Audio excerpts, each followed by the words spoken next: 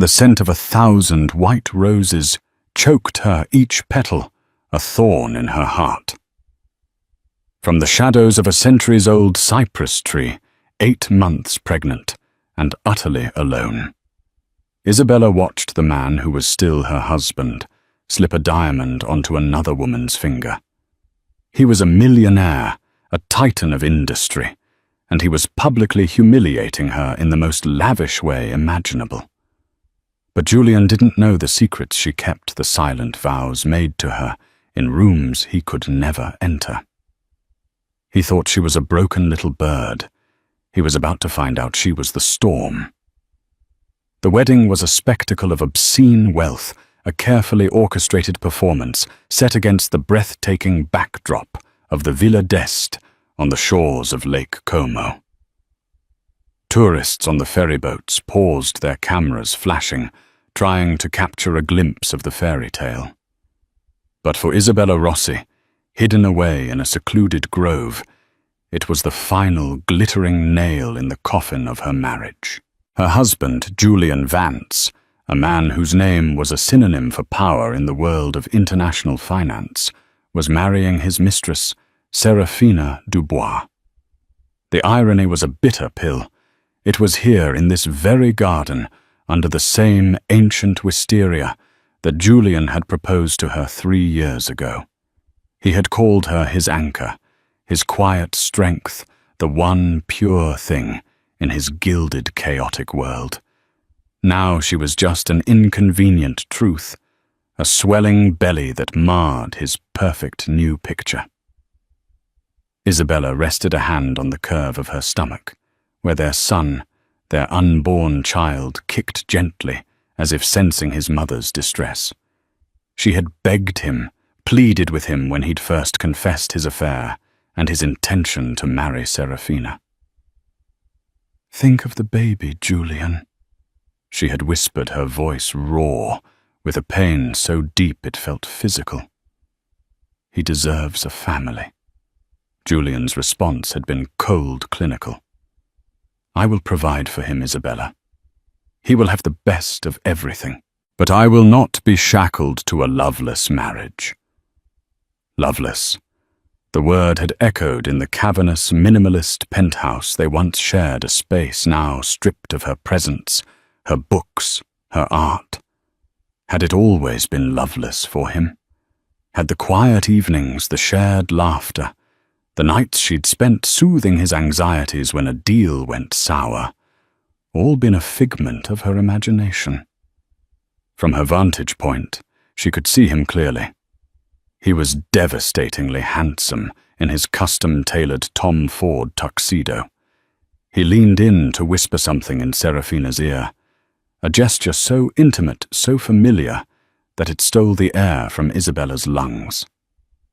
Serafina, a willowy former model with eyes the color of ice, threw her head back and laughed, the sound carrying across the manicured lawns. She was everything Isabella wasn't. She was fwa and flash, her public persona, as curated as her Instagram feed. Isabella was quiet, introspective, a woman who found solace in rare books and rainy afternoons. Julian had once claimed to love that about her. "You are my peace," he used to say.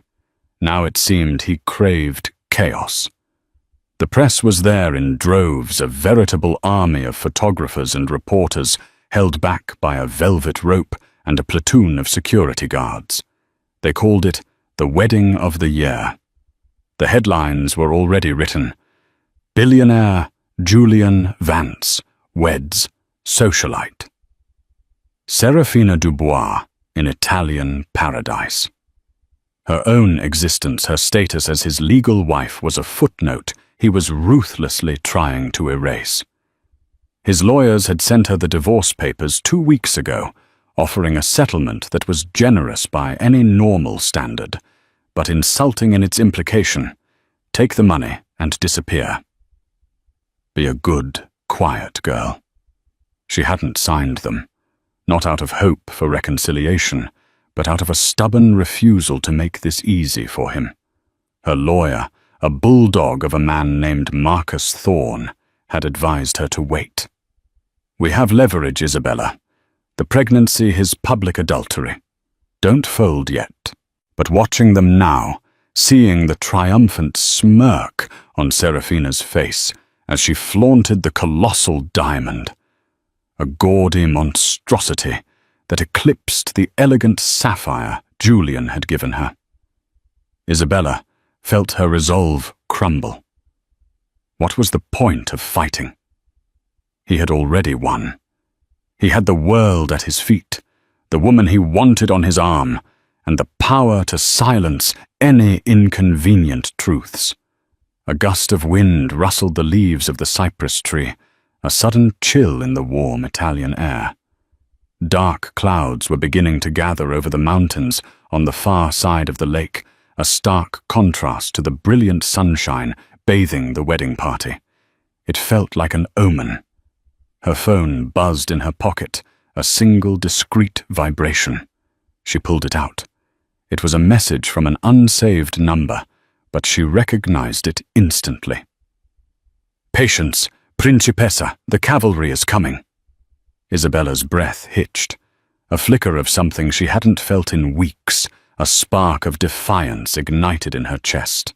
She looked back at the wedding, at the man who was erasing her, and for the first time that day, a genuine, albeit faint, smile touched her lips.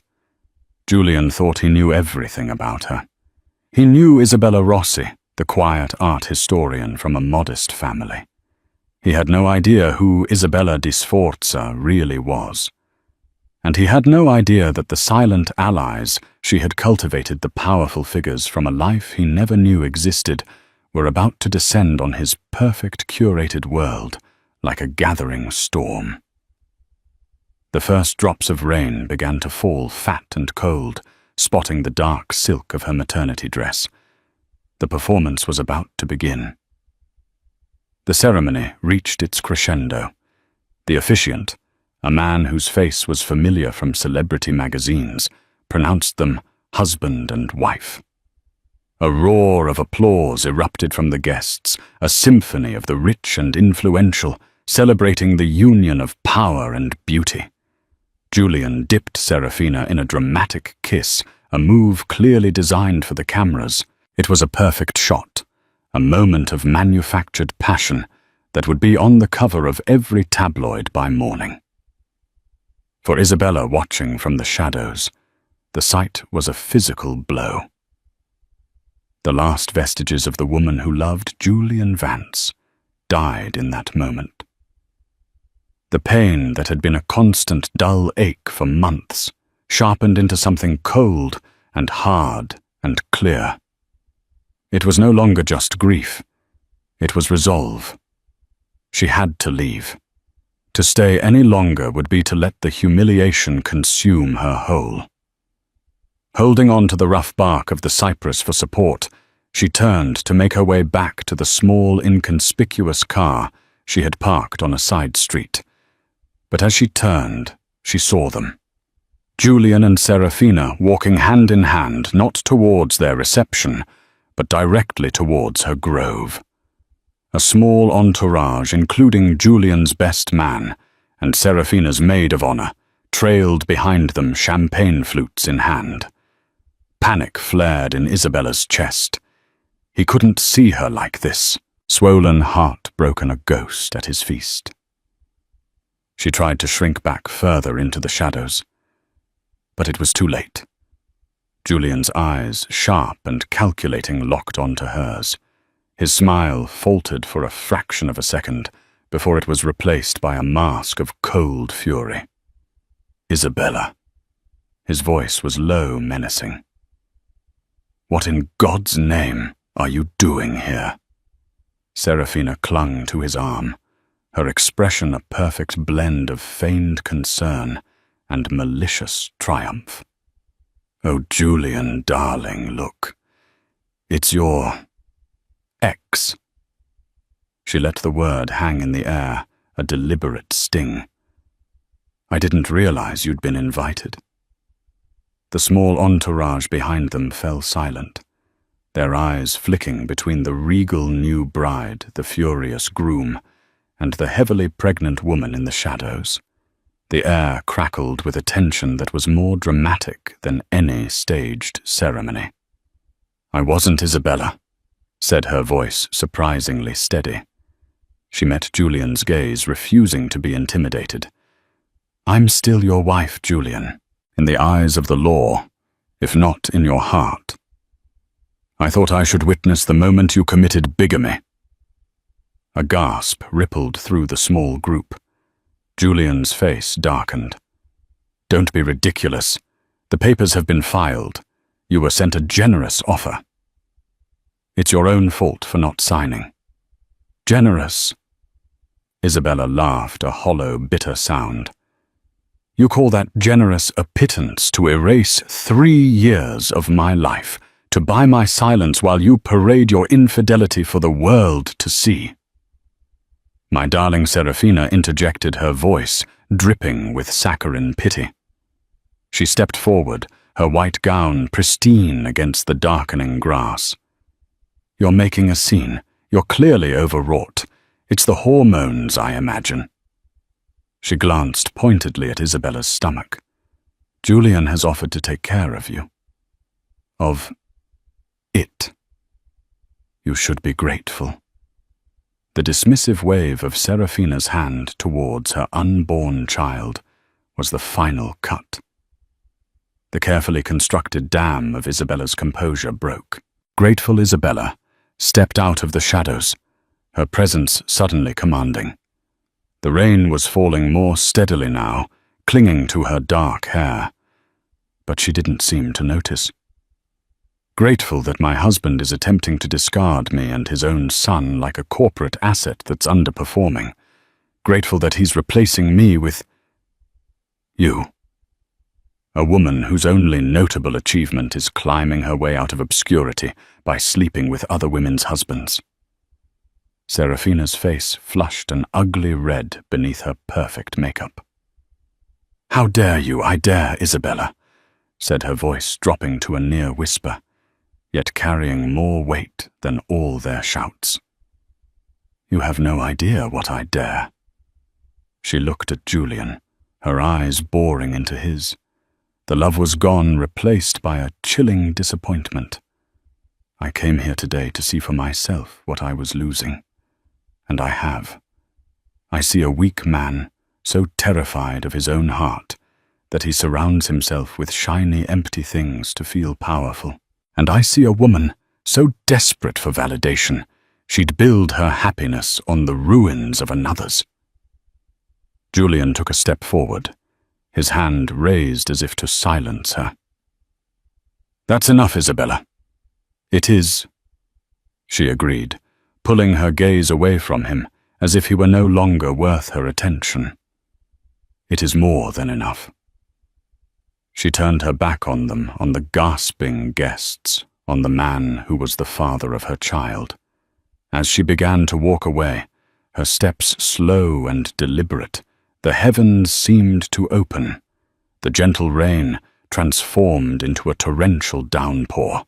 Thunder cracked overhead, a sudden violent sound that made Serafina shriek and cower against Julian. But Isabella didn't flinch. She kept walking, her head held high, the rain plastering her dress to her body, outlining the defiant swell of her belly. She was walking away from her old life, a sodden, solitary figure against the backdrop of a ruined society wedding. Julian watched her go, a strange, unreadable expression on his face, a flicker of doubt or just annoyance that his perfect day was being upstaged by a pregnant woman and a thunderstorm. As Isabella reached the edge of the villa's grand iron gates, the distant purr of an engine grew louder. It was a low, powerful sound, the kind of sound that announced the arrival of not just wealth, but of consequence. A pair of headlights cut through the deluge. A car, long, black, and impossibly sleek, pulled to a silent stop directly in front of her. It wasn't a taxi. It was a Rolls-Royce Phantom, a vehicle that cost more than the average person's house, its black paint gleaming like wet obsidian in the stormy afternoon. The rear door opened with a quiet, expensive click. An umbrella, also black, unfurled, held by a chauffeur in a flawless uniform. He held it over Isabella, shielding her from the downpour as if she were a queen. From inside the car, a figure leaned forward. Isabella paused, her hand on the open door, and glanced back. Through the sheets of rain, she could just make out Julian and Serafina, standing frozen on the lawn, their perfect wedding dissolving into a chaotic, muddy mess. They were staring, confused and wary, at the impossible sight. Who was Isabella Rossi? The quiet, discarded wife. The penniless art historian. As the first black car waited its engine, a low, patient thrum. The answer began to announce itself. Julian Vance was about to learn that the woman he had tried to erase was more powerful than he could ever have imagined, and her allies, the ones who had just arrived, did not play by his rules. The interior of the Rolls-Royce was a cocoon of silence and luxury. The chaos of the storm instantly muted by layers of soundproofed glass and supple black leather. The air smelled of old money and authority. Seated opposite her was a man Isabella had not seen in person for 5 years, though his influence had been a quiet, constant presence in her life. He was Alessandro Vincenzo, her godfather. To the world he was a recluse, a legendary figure in European finance, the so-called kingmaker, who operated from the shadows, his wealth so vast and old, it made Julian Vance's fortune look like a rounding error. He was in his late 60s, with a mane of silver hair, piercing grey eyes that missed nothing, and a face that looked like it had been carved from Tuscan marble. He was family, not by blood, but by a bond forged in loyalty and secrets long before she had ever met Julian. Alessandro. Isabella breathed a wave of relief, so profound it almost buckled her. He reached across the space between them and took her cold hand in his warm, dry one. His touch was firm, paternal. Mia cara Isabella. My little principessa, did you think we would abandon you? Tears she hadn't allowed herself to shed in front of Julian now welled in her eyes. I didn't know who else to call. You did not need to call. We have been watching, he said, his voice a low, gravelly rumble. We gave Mr. Vance enough rope to hang himself. It seems he has fashioned a rather elaborate noose. His gaze flickered past her out the rain-streaked window, towards the villa where Julian and his bride were now being ushered inside by frantic staff. He is about to learn a very old, very important lesson. The Sforza name is not to be dishonored. Isabella flinched at the mention of her family name, the name she had shed when she married Julian, hoping for a simpler, anonymous life. Sforza. A name that carried the weight of centuries of Italian nobility, of power brokers, patrons of the arts and figures who had shaped the destiny of nations from behind the scenes.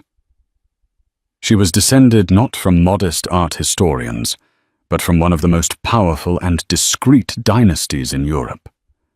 A fact she had deliberately hidden from Julian, wanting to be loved for herself, not for her connections. It had been a naive, romantic dream. He never knew, Isabella said quietly, wiping a tear from her cheek. I wanted a life away from all that. A life that was just mine. And you deserved that, Alessandro said, his expression softening. But you chose a man who understands only one thing, power. He mistook your humility for weakness. He mistook your independence for isolation, a fatal miscalculation. The chauffeur closed the door, and the car began to move, gliding away from the villa, with a silent, imposing grace. As they passed the main gate, another car, a black Mercedes Maybach, pulled in behind them, and behind that, a black Bentley flying. A formidable procession was forming a funereal parade for Julian Vance's life as he knew it. "Who is in the other cars?" Isabella asked, her curiosity piqued through her exhaustion. "Allies," Alessandro said simply.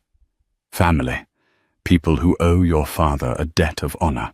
People who understand that when one of us is threatened, all of us respond." He gestured to a small, built-in refrigerator. "Some water."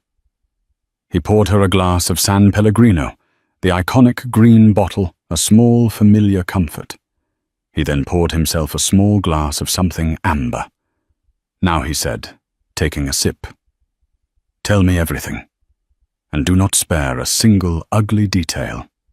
Marcus Thorne has handled the legal preliminaries, but the real response begins now. We will be surgical. We will be swift. And we will be merciless." Isabella took a deep breath. For months, she had been drowning her story, unheard, her pain dismissed. Now she had the ear of one of the most powerful men in the world. She began to speak, her voice gaining strength with every word. She told him about the subtle dismissals, the gaslighting, the way Julian had slowly isolated her from the few friends she had made in his world. She told him about the discovery of the affair, the brutal confrontation, his cold-blooded proposal to Serafina while she was still living in their home, pregnant with his child. Alessandro listened without interruption, his grey eyes turning to flint. He was a man of few words, but his stillness was more intimidating than any outburst. When she finished, the silence in the car was heavy, profound. "He took your shares in Vance Industries as part of the prenuptial agreement." "Correct," Alessandro asked, his voice deceptively calm. "Yes," Isabella confirmed. "He said it was a formality. He put them in a blind trust managed by his board." Alessandro smiled, a chilling, humorless expression. "His board," he mused. "Let's talk about his board. Robert Chen, head of Asian markets. His company was on the brink of collapse in 2008. Your father personally guaranteed a loan that saved him, a loan he never called in." He ticked off a finger. "Lady Annalise Beaumont, British aristocrat with impeccable connections. Her family's estate was about to be seized for back taxes. A word from your uncle to the right people in Parliament made that problem disappear." He ticked off another finger. "And my personal favorite, Javier Morales, the tech guru from Spain. A brilliant mind, but he had a youthful indiscretion involving some rather sensitive government data. Your cousin, the one who works in intelligence in Rome, made sure the file was permanently buried." Isabella stared at him, stunned. She knew her family was influential, but the scale of their reach, the intricate web of favors and debts, was something she had never truly comprehended. 3 of the 7 board members of Vance Industries, Alessandro continued, his smile widening, owe their entire careers, their very freedom to the Sforza family. They have been waiting for a call, for a chance to repay that debt. I believe that call will be made tonight, before Mr. Vance and his new bride have even finished their wedding cake." He leaned back against the leather. "He wanted to erase you, Isabella. Instead, he has made you visible to us again. He has reminded us of our obligation to you. By the time the sun rises over Lake Como tomorrow, Julian Vance will find that the empire he built is a house of cards. And we," he said with a final chilling finality, "are the wind." The convoy of black cars did not head for an airport or a hotel. Instead, it wound its way up a steep private road, deep into the hills overlooking the lake, a region tourists never saw. They passed through an ancient stone archway, unmarked and unadorned, and arrived at a sprawling, secluded estate that had been in the Sforza family for over 400 years, the Villa Falcone. The Falcon Villa. It was not a place of opulent display like the Villa d'Este, but one of quiet, unassailable power. It was Isabella's childhood home, a place she hadn't returned to since her mother's funeral. As the Rolls-Royce crunched to a halt on the gravel driveway, the doors to the villa swung open. A staff of familiar, loyal faces greeted her, not with pity, but with a quiet, fierce respect. Benvenuta. A casa principessa, the elderly butler, Massimo, said, his voice thick with emotion. Welcome home. Inside, the air was cool and smelled of beeswax and old stone. The men from the other cars were already there, gathered in the grand library, a 2-story room lined with priceless books and dominated by a massive, centuries-old fireplace. They were the allies Alessandro had spoken of, a formidable assembly of power.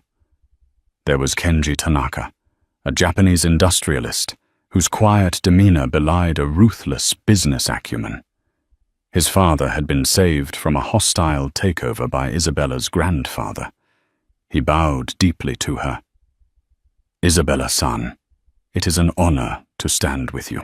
Next to him stood Sheikh Rashid Al-Jamil, a member of a powerful Emirati royal family whose investments controlled significant portions of the global energy market. He had attended Oxford with Isabella's older brother, and they were bound by a friendship that transcended business.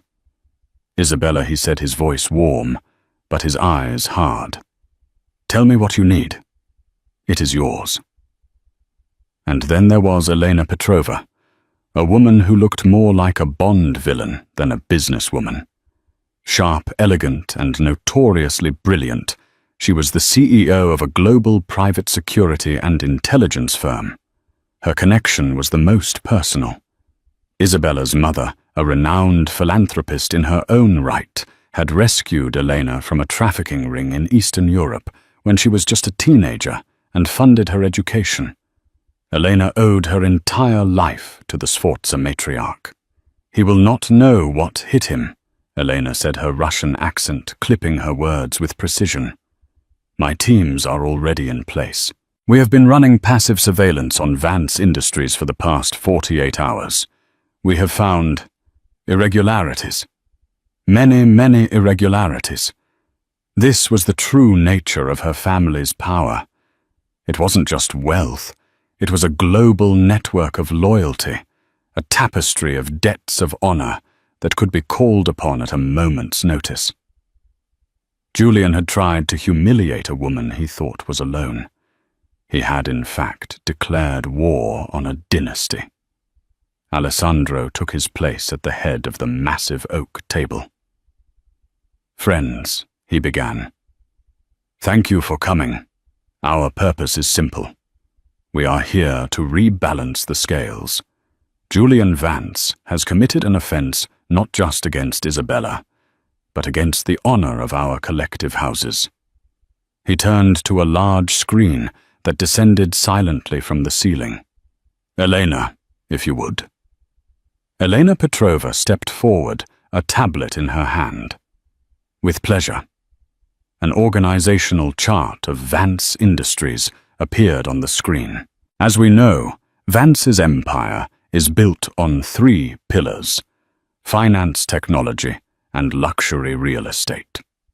It appears strong, but it is over-leveraged. He has been using creatively, and I use that word generously structured debt to finance his acquisitions. He's been shuffling assets between shell corporations to hide losses and inflate his company's valuation. She swiped the tablet, and a complex web of transactions appeared on the screen, flowing between entities in the Cayman Islands, Panama, and Liechtenstein. My forensic accountants have found the pattern. It's a classic Ponzi scheme, albeit a very sophisticated one. He uses the influx of capital from new investors to pay off the old ones, all while siphoning millions into his personal accounts, like the one used to pay for today's theatrical production. Isabella felt a chill. She had always known Julian was ambitious, even ruthless, but she had never imagined he was a common criminal dressed in a bespoke suit. The key, Elena continued, is investor confidence. His entire empire is built on his reputation as an infallible financial genius. If that reputation were to crumble, if his key investors were to pull out simultaneously, the entire structure would collapse within hours. Sheikh Rashid leaned forward. My sovereign wealth fund has a significant position in his latest tech venture. We were planning on doubling our investment next quarter. He smiled thinly. I believe I will be instructing my fund managers to divest. Immediately, citing a loss of confidence in senior management. Kenji Tanaka nodded. My corporations supply the rare earth minerals for his tech division.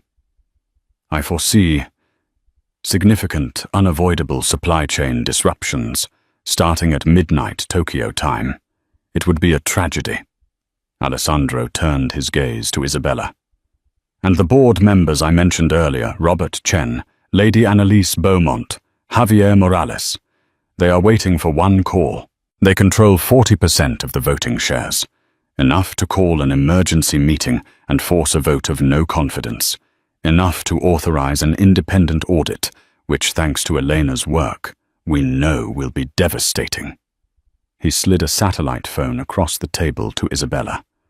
The call should come from you, Principessa. Isabella looked at the phone, then at the faces around the table. They were not acting out of pity. They were acting out of a shared code of honor that Julian, in his arrogance, could never comprehend. He had broken the rules of their world, and this was the consequence. She picked up the phone, her hand steady. This wasn't about revenge anymore. It was about justice. It was about protecting her son's future from the toxic legacy of his father. It was about reclaiming her own name. Put Robert Chen on, she said, her voice clear and strong. While she made the calls one by one, methodically dismantling the board that supported her husband, Eleanor projected another image onto the screen. It was a live feed from a high-powered surveillance camera aimed at the grand ballroom of the Villa d'Este. The party was in full swing. Julian and Serafina were dancing, bathed in the warm glow of candlelight, oblivious to the storm that was about to break over their heads. They looked happy, triumphant. Julian raised a glass of champagne, no doubt toasting to his new life, his new wife, his perfect future. In the quiet library of the Villa Falcone, surrounded by her hidden allies, Isabella watched him on the screen. She felt a strange sense of detachment, as if she were watching a character in a movie, a man she used to know. The man on the screen was a fraud, and his world was a fiction. The first alert came to Sheikh Rashid's phone. A single discreet buzz. He glanced at it. The markets in Asia will open in 1 hour, he announced to the room. My sell order has been placed. It will be the first trade of the day, a multi-billion-dollar divestment. It will trigger every automated alert system in the financial world. Elena smiled.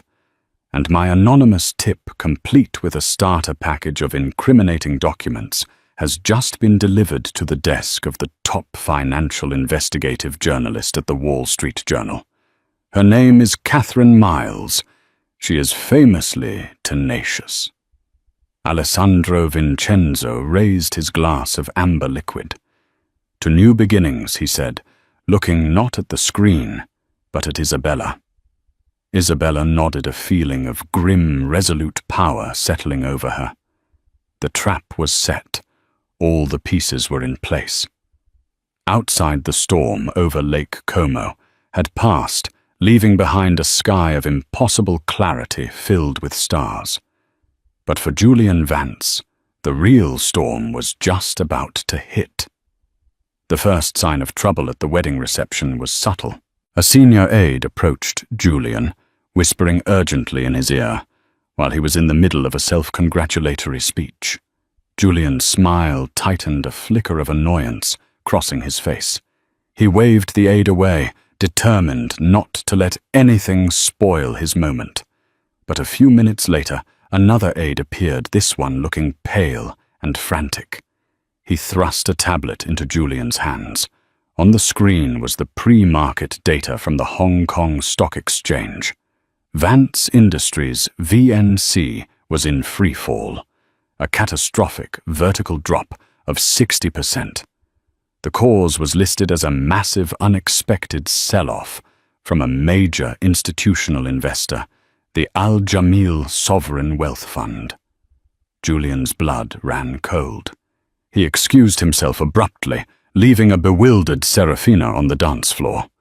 He rushed to a private study, his top financial advisors already patched in on a frantic conference call. Panic laced their voices. "What the hell is going on? Why would Rashid pull out?"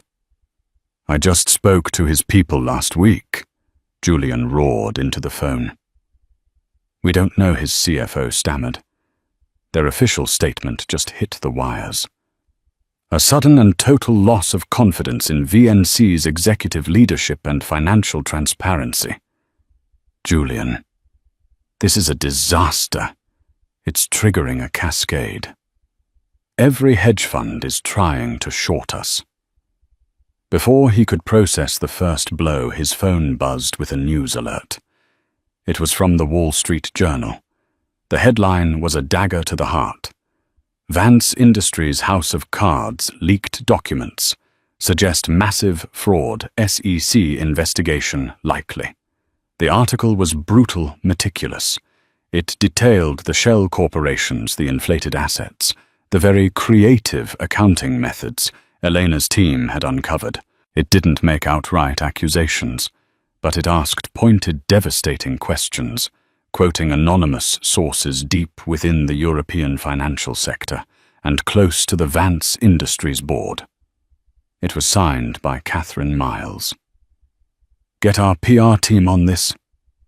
Kill the story, sue them." Julian yelled, sweat beading on his forehead. "We can't," his head of communications squeaked. "They're not alleging, they're just reporting on leaked documents. It's airtight journalism.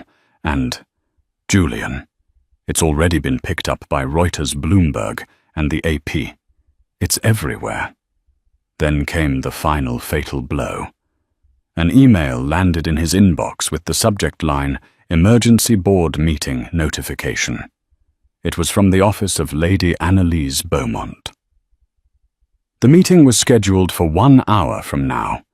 The agenda, a vote of no confidence in the CEO, and a motion to launch a full independent forensic audit of the company's finances.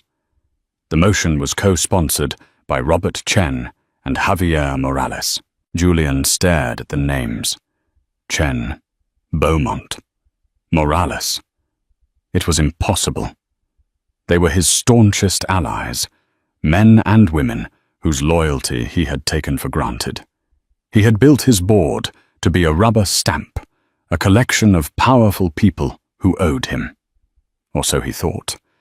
He felt the floor drop out from beneath him. This wasn't a random market fluctuation or a negative press story. This was a coordinated attack. It was an execution. His mind raced, searching for the source, the architect of this symphony of destruction. And then, like a ghost rising from a grave, the image of Isabella walking away in the rain, her head held high, flashed in his mind. He remembered the impossible arrival of the black Rolls-Royce, the quiet dignity that had replaced her grief. Her final words, "You have no idea what I dare." It couldn't be. Isabella, the quiet, unassuming art historian, the woman he had plucked from obscurity. How his office door burst open. It was Serafina, her face a mask of rage and confusion. "Julian," What is happening? My father just called me. He said, "Your stock is worthless." People are leaving the party. Everyone is on their phones. They're looking at us like we're criminals. Get out. Serafina. Julian said, his voice dangerously quiet. What? Don't you talk to me like that. I am your wife. A title that will be worth precisely nothing by morning. He snarled, the full weight of his ruin crashing down on him. This is all her fault. Isabella. Serafina stared at him bewildered. Isabella. What could she possibly have to do with this? She's a nobody. A nobody. Julian laughed, a wild, unhinged sound. We are fools, Serafina. We are absolute, complete fools. He had been so blinded by his own perceived brilliance, so dismissive of the woman he had married, that he had never once thought to look into her past beyond the superficial story she had presented. Who was she? Who were her people, who arrived in black cars to spirit away a discarded wife? The world he had built, the empire of glass and steel and digital code, was shattering around him. The calls were coming in a relentless flood. Lenders were pulling his lines of credit. Business partners were invoking termination clauses. The SEC had already announced a formal investigation. It was over. In the space of a single wedding dance, he had gone from a titan of industry to a pariah. Back at the Villa Falcone, Isabella and her allies watched the fallout on the screen in quiet satisfaction. They saw the news reports, the plunging stock tickers, the photos of panicked guests fleeing the lavish wedding reception. They saw Serafina arguing with her father on the phone, her fairy tale wedding dress now looking like a foolish costume in the face of utter financial ruin. Then Elena put a new image on the screen. It was a live feed from the security cameras outside the private study at the Villa d'Este. They watched as Julian, looking like a cornered animal, made a call. "We have audio," Elena said. Julian's voice, strained and desperate, filled the library. "Marcus. Get me Marcus Thorne." There was a pause. "What do you mean he's no longer representing me?" "He can't just quit. On whose authority?" "Isabella's." The phone clattered as Julian dropped it. He slumped into a chair, his head in his hands. He was utterly, completely alone. His own lawyer had defected. Alessandro Vincenzo turned to Isabella. Her face was calm, resolute. There was no glee, no triumphant celebration, just a profound, quiet sense of justice being served. "He will try to contact you," Alessandro said. "He will beg. He will threaten. He will promise you anything." "It won't matter," Isabella replied, placing a hand on her belly. "This was never about money. It was about respect. The respect he refused to give me or our son." She looked at the powerful figures assembled around her, and the respect he showed to no one. The final piece of their plan was yet to come. It was the most personal, the most cutting. Elena brought up another file on the screen. It was a dossier, complete with photographs and financial records. Serafina Dubois. Elena announced. While she was seeing Julian, she was also continuing a long-term affair with a certain aging Swiss banking tycoon, a man who happens to be one of Julian's primary business rivals. More interestingly, she has been feeding this rival information about Julian's business dealings for the past 18 months, for a very handsome fee. Sheikh Rashid let out a low whistle. So the viper in his bed was also a spy. "We will leak this tomorrow," Alessandro said. after his financial ruin is complete. It is important that he understands the full scope of his failure, that the woman for whom he destroyed his family was in fact an architect of his downfall as well. He looked at Isabella. A final poetic justice. Isabella gave a single slow nod. The humiliation would be absolute. He had traded a diamond for a shard of glass, and now he would be forced to see it. He hadn't just been outplayed. He had been a fool, and in his world there was no greater sin. Dawn broke over Lake Como with a cruel, painterly beauty. Ribbons of rose and gold bled across the sky, reflecting on the placid water, mocking the utter chaos of Julian Vance's inner world.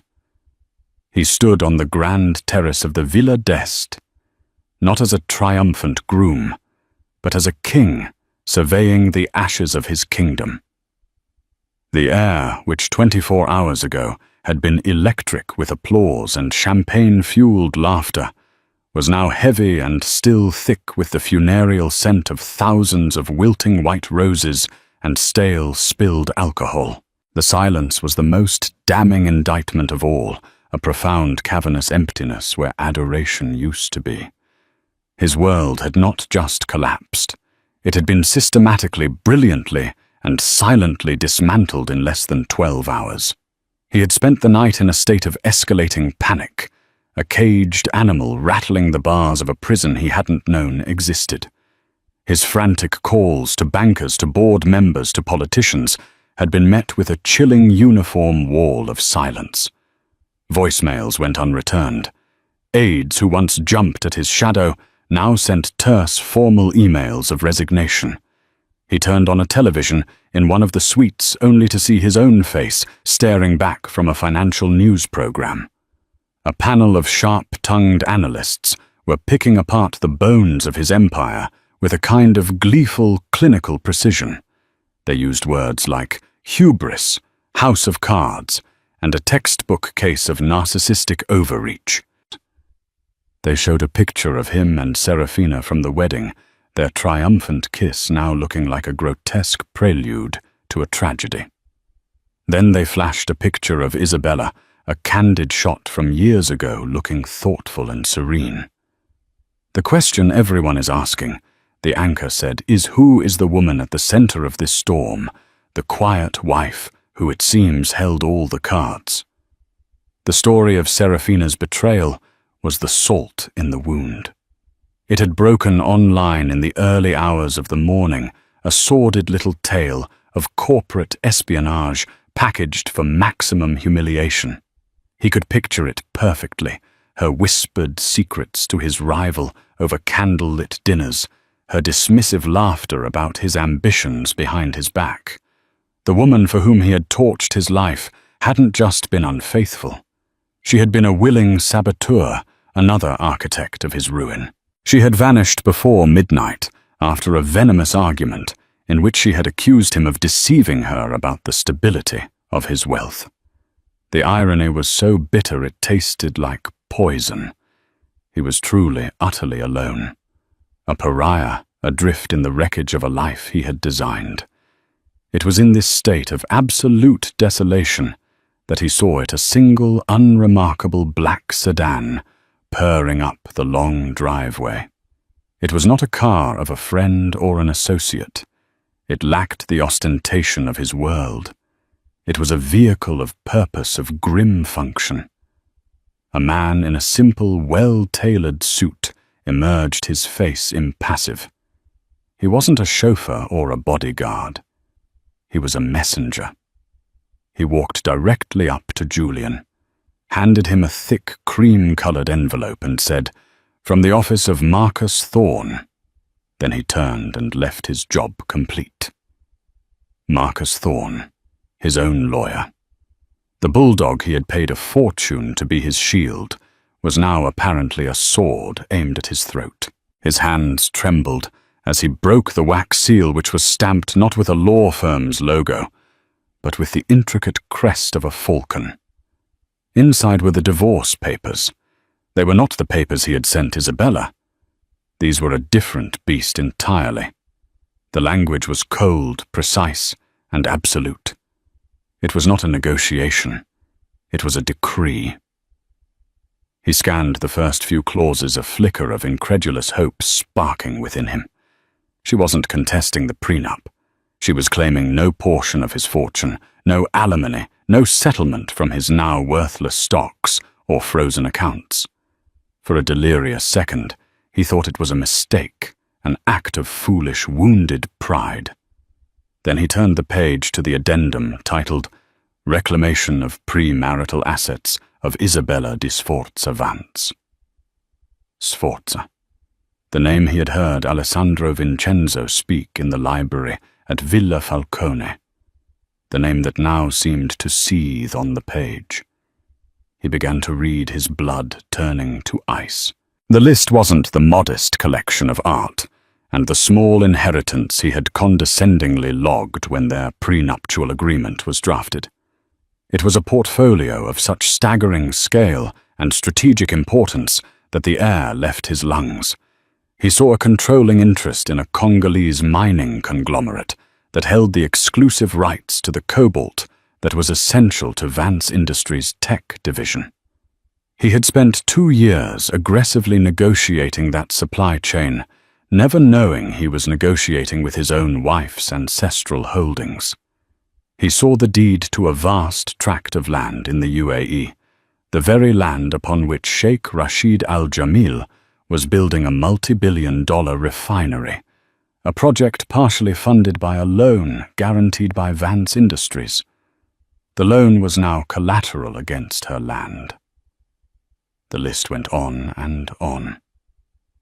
There were seed capital funds that had financed the very tech startups he had later acquired for a premium. There were trusts that owned the patents for key logistical software his empire relied upon. It was a web of power, silent and invisible, that had underpinned his entire ascent. He hadn't been a king. He had been a glorified manager, a court jester playing with the Queen's gold and thinking it was his own.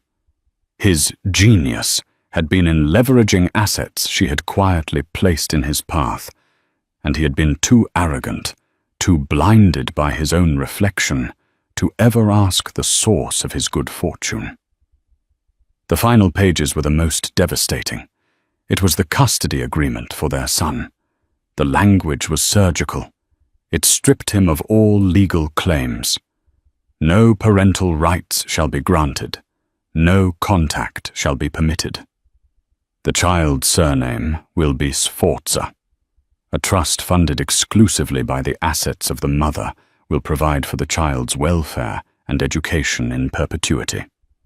Julian Vance will be treated in the eyes of the law as a sperm donor with no further role. He was erased. The very act of annihilation he had intended for her had been turned back on him with a finality that was absolute. He had tried to discard her and his son, and in return her ancient, powerful family had stripped him of his company, his reputation, his legacy, and even his fatherhood. Miles away, bathed in the gentle morning light, Isabella stood on a sun-drenched balcony at the Villa Falcone. She wore a simple white linen dress, her hair unbound, her face serene. She was a world away from the weeping, broken woman who had hidden in the cypress grove. Alessandro Vincenzo joined her, handing her a cup of steaming herbal tea. "It is done," he said, his voice a quiet rumble. "He has received the papers." "And the company?" She asked, her gaze fixed on the tranquil horizon. "The board has accepted our offer. Marcus Thorne proved very persuasive," Alessandro said with a thin smile. "Through a series of proxies, the Sforza Consortium will acquire the salvageable assets, the tech patents, the infrastructure for a fraction of their worth. We will absorb them, cleanse them of his corrupt practices, and fold them into our own enterprises. We will build something stable, something honorable." He paused, looking at her with paternal pride. It will form the basis of a new legacy, a birthright for your son, a testament to his mother's strength." Isabella placed a hand over her swelling belly, where a gentle flutter reminded her of the future she now commanded. This had ceased to be about Julian long ago. It was about this life, this innocent child, who deserved to be born into a world of honor, not into the shadow of a disgraced man. Her phone buzzed softly on the stone balustrade. A message from Elena Petrova. It contained a single high-resolution photograph taken from a distance. It was Julian crumpled on the steps of the Villa d'Este, the cream-colored envelope in his hand. He looked hollowed out, a ghost haunting the ruins of his own party, small and utterly defeated against the grandeur of the setting. For a moment she looked at the image of the man she had once loved, the man who had caused her such profound pain. She felt nothing. No anger, no pity, no triumph. Only a vast, quiet distance. He was a chapter from a book she had already finished reading. With a simple, deliberate motion of her thumb, she deleted the image forever. He no longer warranted even a flicker of her attention. Below in the gravel driveway, the black Rolls-Royce Phantom waited its engine, a low, patient hum. Massimo, the butler, stood by the open door. It was time to leave. This was not an escape but a progression. She was not returning to a life of hiding, but stepping into her role as the head of her own house, the guardian of a dynasty. As she walked towards the car, her steps were not those of a victim.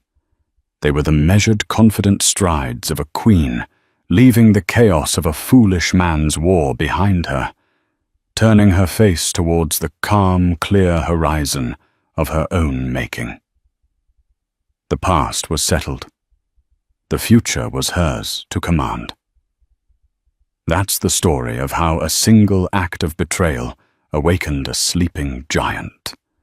Isabella's journey wasn't just about revenge.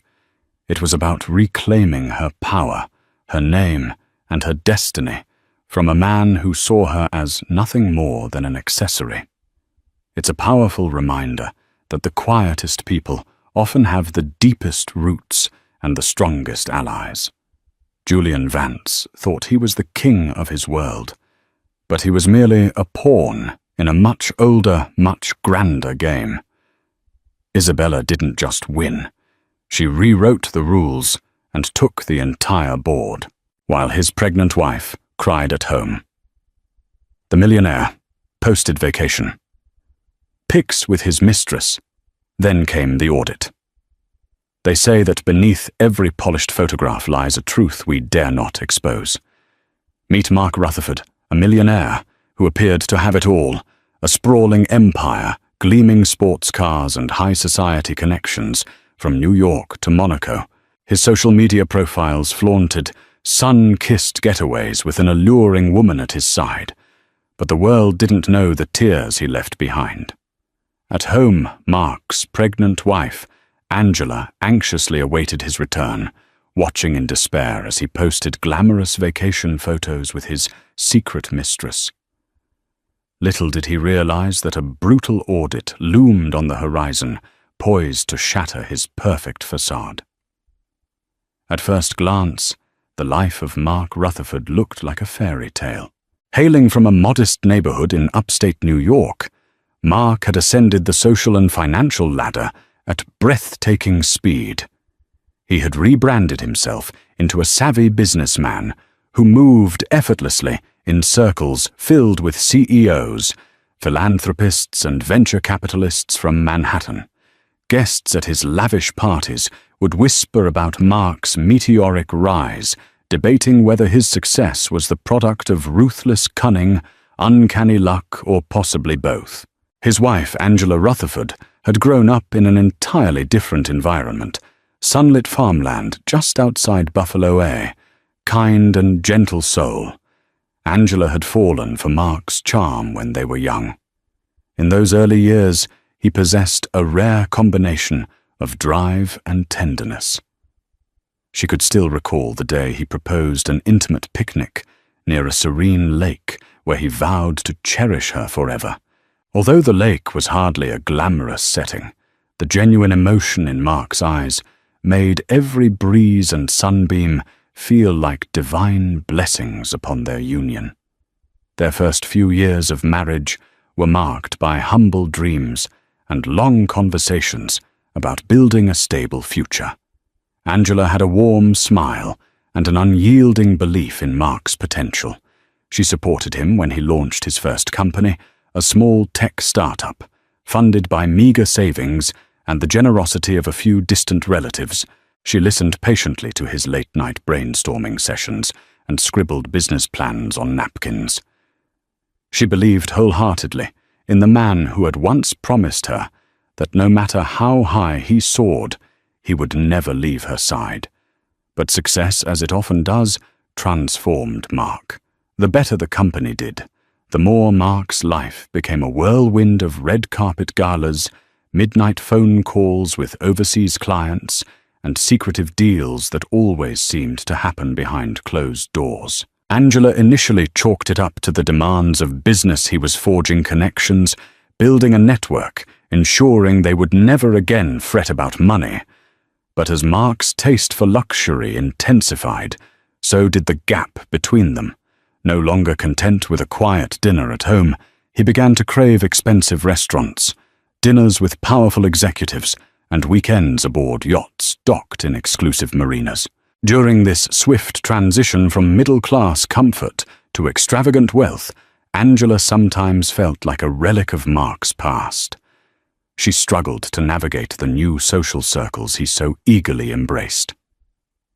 It wasn't that Angela lacked sophistication, she simply had a different set of values. Surrounded by glitzy soirees and endless champagne flutes, Angela found herself quietly pining for their old lives, where a single bouquet of daisies and an evening stroll could ignite her spirit more than any five-star event. When Angela discovered she was pregnant, she hoped it might rekindle the warmth and closeness they once shared. She dreamed of Mark's strong arms wrapped around her, whispering excited plans for a nursery. Yet from the very first conversation, she sensed his excitement was tainted. Instead of wholeheartedly celebrating her news, he mumbled something about how a baby might complicate ongoing deals. She tried to reassure him that they would navigate parenthood just like any other challenge, united by love and commitment. But the more her belly grew, the more Mark seemed to drift. Business expansions, urgent calls from Hong Kong, clandestine texts that he refused to show her. These all took precedence.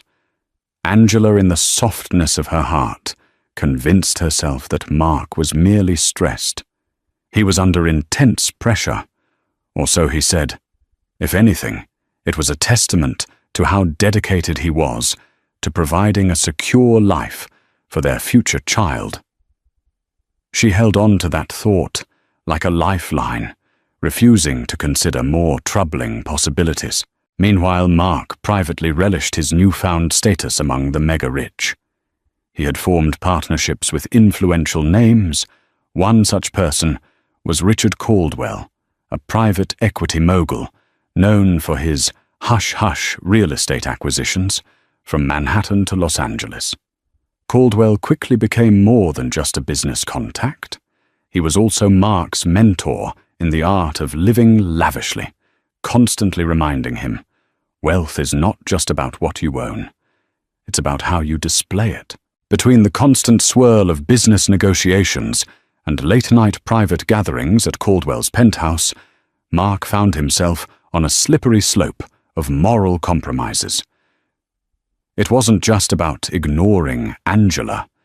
He was now drawn to a lifestyle where excess blurred ethical lines, and where loyalty even to one spouse became just another disposable commodity. In the back of his mind, Mark rationalized everything. He was simply seizing opportunities that his younger self could only dream about. After all, once the dust settled, he'd settle down, he promised himself. he would eventually focus on family life.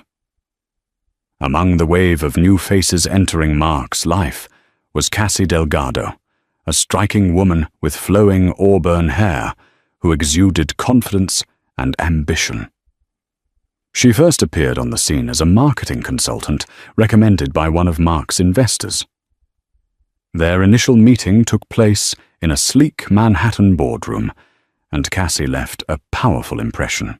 She had a knack for reading a room, understanding its power dynamics, and adjusting her tone to sway the conversation in her favor.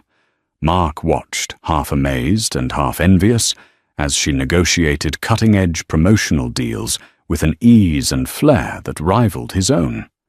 She was more than an adept negotiator. Her presence was magnetic. Cassie was the kind of woman who seemed to invite confessions and temptations, her laughter hinting at secrets waiting to be uncovered. When Mark discovered she came from a modest background much like his, he felt an immediate sense of kinship. She too had clawed her way up from near obscurity. They bonded over shared stories of once living paycheck to paycheck, mocking the condescending attitudes they endured from privileged elites. And yet, while Angela's gentle innocence had once captivated Mark, Cassie's fierceness both inspired and intimidated him. On the surface, they formed a natural professional alliance, two driven personalities with matching hunger for wealth and influence.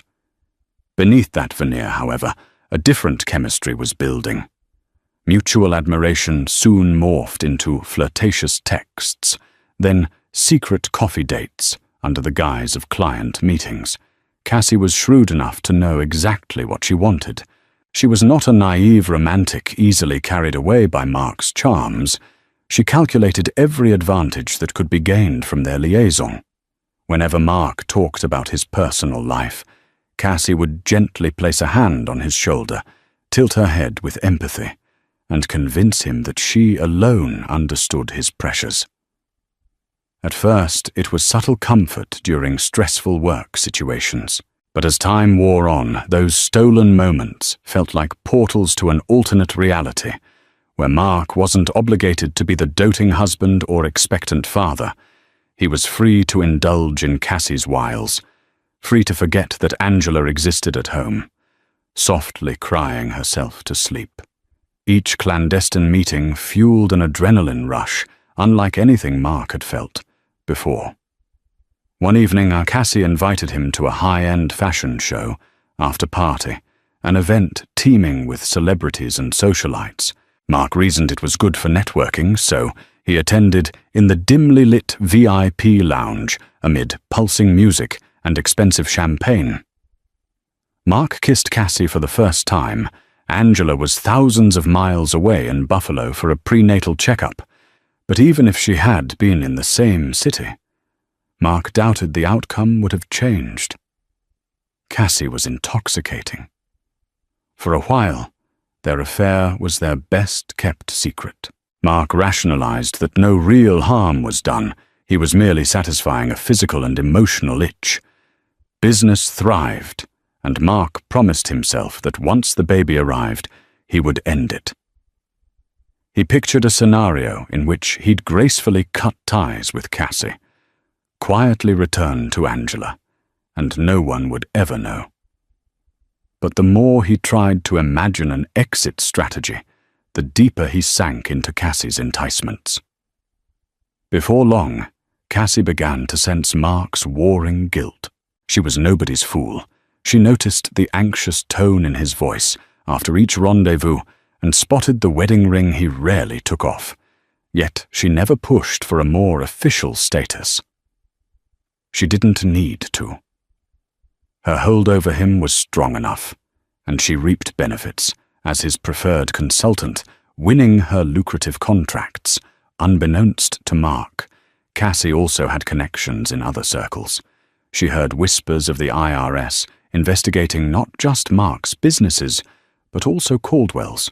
These tidbits floated around black-tie galas and hush-hush dinners. She gleaned from passing remarks how Mark's deals sometimes skirted the edges of legality. It was all speculation, but she kept it stored in the back of her mind should she ever need an ace up her sleeve. Angela, meanwhile, was growing more anxious by the day. Mark's excuses for his long absences piled up crucial deals, hectic travel schedules, emergency client meetings at odd hours. At times, Angela tried to voice her concerns, but Mark always brushed them off with dismissive gestures, telling her not to stress herself out during the pregnancy.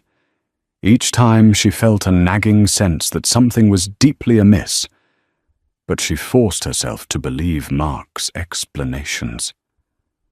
After all, how could the father of her unborn child be unfaithful? He was the man who once sobbed tears of joy when she agreed to marry him. Yet on nights when the loneliness grew unbearable, Angela couldn't help scrolling through Mark's social media, analyzing every new post or tagged photo like a detective on the verge of an explosive revelation. She couldn't place it exactly, but she sensed that the radiant smile on Mark's face in those pictures wasn't the same one he reserved for her or once had. Something vital had changed. It was as if he had found a new source of excitement, leaving Angela feeling more invisible with each passing day. Angela had no idea that an even bigger betrayal was about to blow their world apart, that her husband's business partner was really a mistress, and neither Mark nor Cassie suspected that the glittering tapestry of their covert romance was about to be torn asunder by forces far beyond their control. After all, if there's one thing life teaches us, it's that no secret can stay hidden forever, and that a reckoning is inevitable when you've built your castle on shifting sand. At home, each day of Angela's pregnancy crawled by like a slow-moving storm cloud. She had hoped that her growing belly would be a beacon of joy for both her and Mark, proof that love could endure beyond the manic hustle of corporate life. Instead, she found herself more alone than ever. Friends suggested prenatal yoga, childbirth classes, or baby shower plans, but Angela found it hard to join in the celebrations. How could she rejoice when Mark seemed only half present? Angela's symptoms, morning sickness, mood swings, and constant fatigue were magnified by emotional distress. Nights brought panic attacks that left her trembling under the covers, her tears dampening the pillow. Where was the partner who had once held her tight, reminding her that everything would be okay? Where was the man who had promised to love her in sickness and in health? When she tried to reach out, the phone calls went unanswered or were hurriedly cut short. Mark's texts, once affectionate, devolved into bullet points of half-hearted excuses. He reassured her, big project in Hong Kong, investors in town, busy with conference calls, will be home soon. Angela yearned to believe these promises, but as the weeks went on, she could sense the widening gap. She sought solace in memories of happier times, the first months of their marriage, in a small but cozy apartment, the simple act of cooking dinner together, laughing at inside jokes no one else could understand. Now the mansion they called home felt like an empty museum, its gilded ornaments and plush furniture mocking her loneliness. The house staff, housekeeper, chef, and driver tried to care for Angela, but their presence only highlighted Mark's absence. One evening, determined to bring back a shred of normalcy, Angela arranged a special dinner complete with soft candlelight and her favorite homemade lasagna. She spent hours meticulously preparing each ingredient, all in hopes that Mark would come home and remember the love they once shared. She waited, her heart pounding at each passing minute. Midnight came and went, and by 1 a.m, the lasagna was cold and her tears were hot on her cheeks. Mark never walked through the door. Days blurred together in a monotonous cycle of doctor's visits and heartbreak. Angela's obstetrician, Dr. Viola Bancroft, gently advised her to minimize stress, emphasizing how harmful chronic anxiety could be for both mother and baby. Angela tried. She practiced deep breathing exercises, wrote in a journal, and consulted with a pregnancy counselor. In private moments, she'd place her hand on her belly, speaking softly to the life growing within her. She promised her unborn child that no matter what, they would be loved. Even if Mark never returned to them in the way he once was, Angela resolved to be strong. But that resolve wavered whenever Angela spotted something suspicious online. Mark's social media, once a tame collection of business achievements and philanthropic engagements, had transformed into a gallery of exotic beaches, poolside cocktails, and glamorous parties. And he wasn't alone in these photos. A beautiful red-haired woman, sometimes tagged as Cassie Delgado, appeared in the background, or sometimes right by Mark's side. The two looked far too comfortable, far too close. Angela tried to reason with herself that maybe it was innocent, a professional associate or a friend. Yet the intimacy in their smiles felt like a dagger in Angela's heart. She dared not question Mark about it directly. She feared the answers she might get, or worse, the way he might dismiss her concerns altogether. Still, the seed of suspicion grew fueled by late-night social media stalking and the silent agony of her intuition. Each time Angela tried to bring up Cassie's name, Mark would brush it off, repeating lines like, "She's a valuable consultant," or "We're finalizing a huge deal, stop worrying." Angela's internal turmoil escalated until one night she broke down completely. She found herself curled up on the floor of the master bedroom, phone clutched in her shaking hand, sobbing uncontrollably. The images of Mark's apparent happiness with this other woman tormented her. Her growing stomach only served as a painful reminder that while her body prepared for motherhood, Mark seemed to be living a carefree, childless existence. Amid her tears, Angela realized something she was witnessing. Mark's transformation into the kind of man he once despised, someone who put material success and fleeting pleasures above everything else, including loyalty and love. The questions piled up. Could she trust him anymore? Would he even want to be part of the baby's life?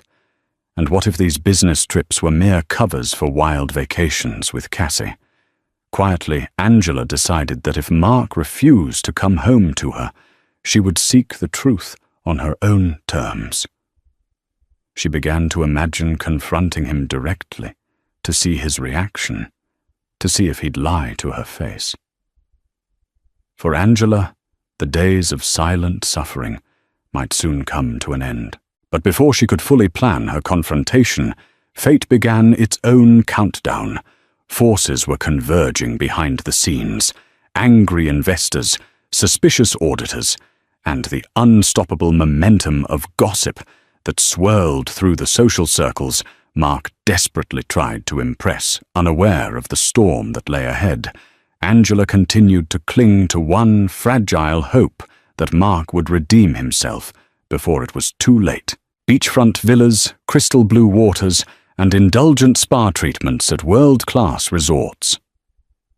This was Mark's new normal whenever he traveled with Cassie.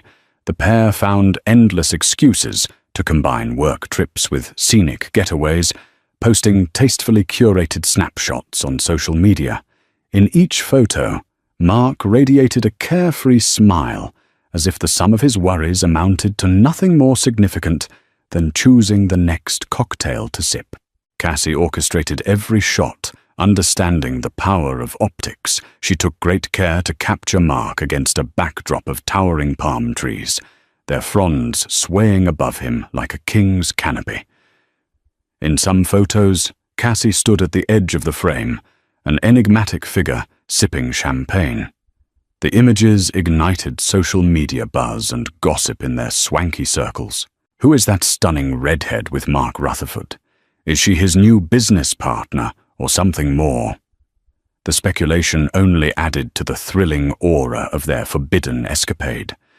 For Mark, the vacation pics served a dual purpose: First, they fed his ego.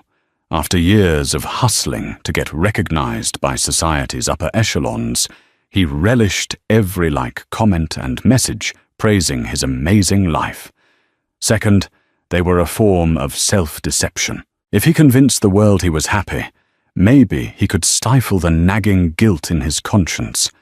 Guilt about leaving Angela alone at home, pregnant and distraught.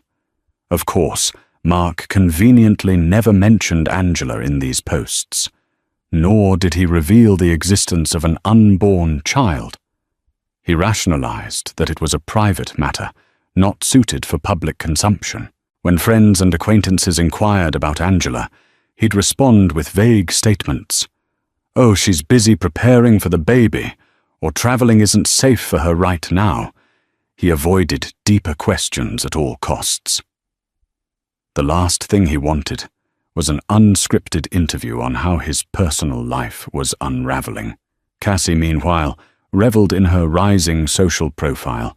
She found herself tagged in photos by influencers and minor celebrities who recognized Mark's wealth and Cassie's clever marketing strategies. Doors to exclusive events opened, wider brunch invitations from industry heavyweights rolled in. Through all this, Cassie remained calculated. She encouraged Mark to spend more lavishly to cultivate a public image as a worldly magnate on the verge of major global deals. That meant private jets instead of first-class commercial flights, dinners at Michelin-starred restaurants, and suites in the most luxurious hotels. Mark complied, though each charge made his accountants and financial managers increasingly anxious. None of this extravagance occurred without cost. Mark's fluid capital was tied up in high-risk ventures. Liquidity was tighter than appearances suggested. He juggled lines of credit and questionable transactions, leaning heavily on Caldwell's counsel. Caldwell, too, urged Mark to keep the momentum of success going. "Fake it till you make it" was essentially their unspoken mantra. As long as public perception remained, stellar deals would keep flowing, and the heavy interest rates and balloon payments could be pushed further into the future. But cracks in the glossy surface began to form.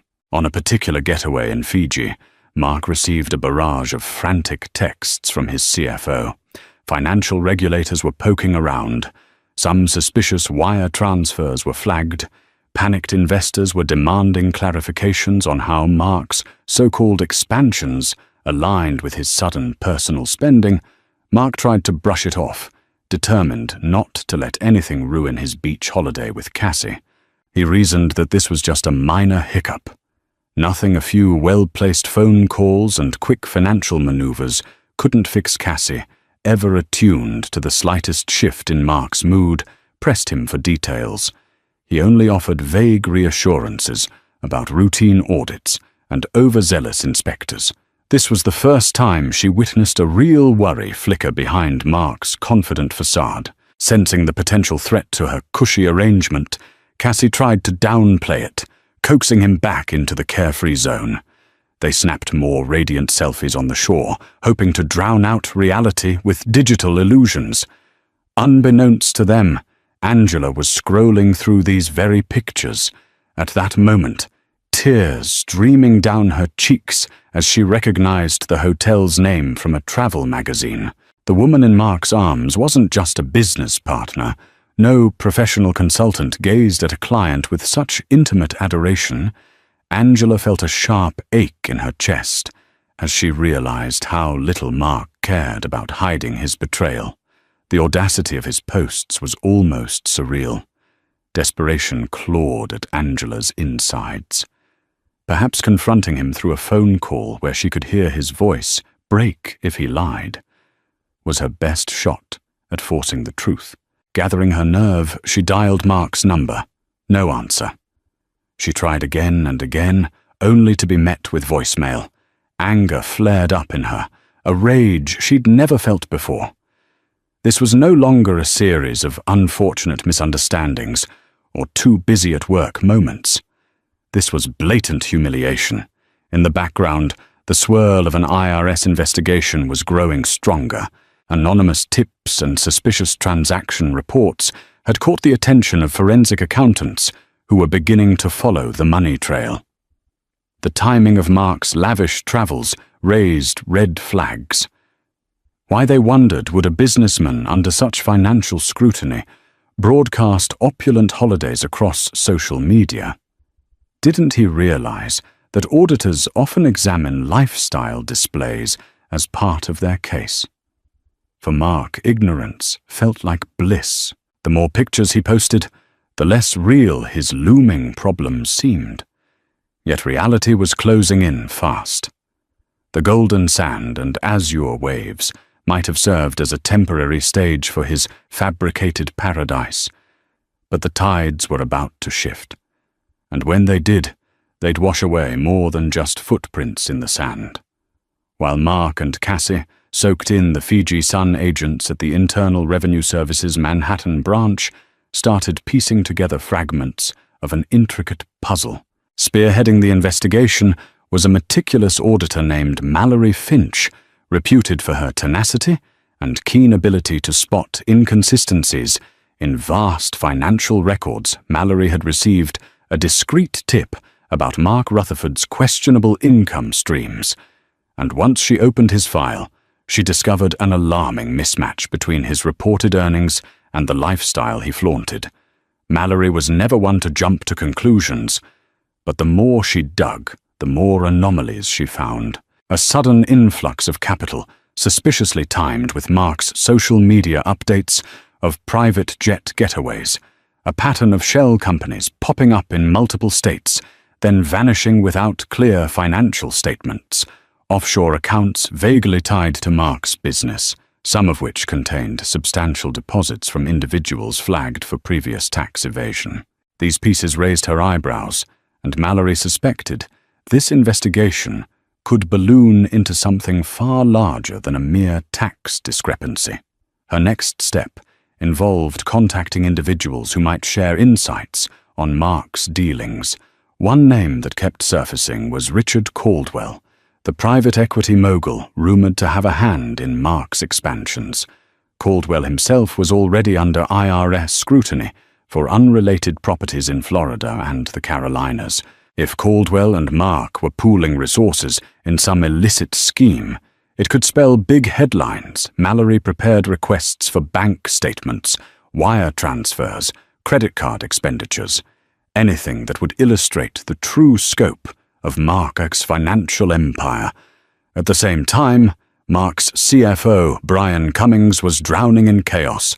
As soon as he noticed the heightened interest from regulatory authorities, Brian tried to warn Mark, but each call went unanswered, each email unreturned. Panic thrummed in Brian's chest. The entire finance department was on edge, especially after receiving official requests from the IRS for detailed financial records. Paper trails that Mark had insisted be handled discreetly were now fair game. If Mark didn't address these issues promptly, the meltdown would be inevitable. Behind the scenes, Caldwell played it cool. In public, he would toast Mark as a brilliant entrepreneur and encourage him to keep up appearances. In private, Caldwell had already started distancing himself, transferring assets, and instructing his own legal team to prepare for inquiries. If the walls caved in, Caldwell intended to emerge with minimal damage, leaving Mark to shoulder the brunt of the consequences. Word of the looming audit spread quietly through Manhattan's financial circles. Bankers and lawyers connected to Mark had hushed luncheons, speculating about the magnitude of his troubles. Some predicted he'd face a heavy fine at best, or a full-scale criminal investigation. At worst, a few even took delight in the prospect of Mark's downfall, viewing it as an inevitable collapse for a man who rose too fast, spent too freely, and believed himself untouchable. Meanwhile, Angela was oblivious to the complexities of Mark's finances. Her world was confined to heartbreak and concern over her unborn child. She knew Mark must be in trouble. The abrupt changes in his behavior, the money he threw around so casually, the hush-hush deals he once mentioned but refused to elaborate upon. Yet she couldn't fathom the depth of the scandal brewing. Each day her anxiety deepened, a feeling that something catastrophic was hovering just out of sight. It all came to a head when Angela received a strange phone call from one of Mark's junior associates, a woman named Kara Hoffman. Although Kara didn't divulge specifics, she sounded panicked.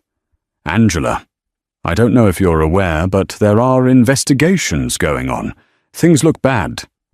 Angela's heart pounded in her ears as Kara's words spilled over the line.